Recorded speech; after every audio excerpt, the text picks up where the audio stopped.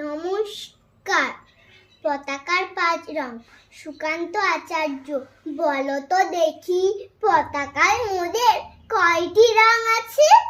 শিক্ষক এসে শুধালেন হেসে দ্বিতীয় শ্রেণীর কাছে।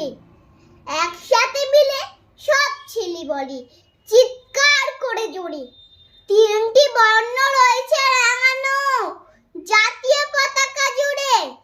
শ্রেণীর পিছনে বেঞ্চের কোণে শিশু ছিল এক বসে, পতাকার মাঝে 5 রং আছে বলল সে মৃদু ভাষে।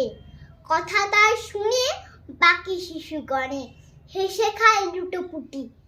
শিক্ষক রেগে বলেন হেঁকে, বোঝাও কি করে পাশটি?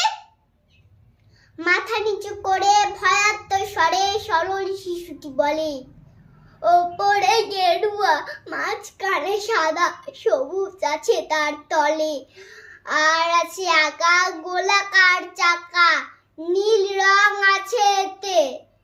শিক্ষক বলে, এটিকে ধরলে তবুও হচ্ছে 4টে। অবোধ শিশুটি বলল তখন, রং আছে আর এক, লাল লাল ছোপ দাগ দেখা যায় ওই পতাকার মাঝে।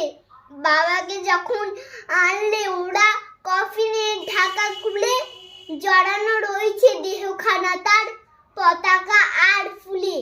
রক্তের দাগে ছিল লাল ছোপ ওই পতাকার মাঝে। এই নিয়ে মোট হলো 5টি, এবার তো ঠিক আছে?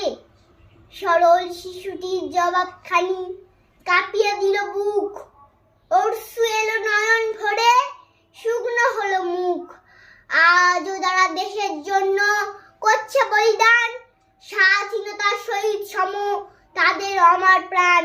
হয়েছে স্বাধীন, পেরিয়ে গেছে 70টি বছর, দেশ বাঁচাতে যাচ্ছে যে প্রাণ, রাখছি কি তার খবর? নমস্কার।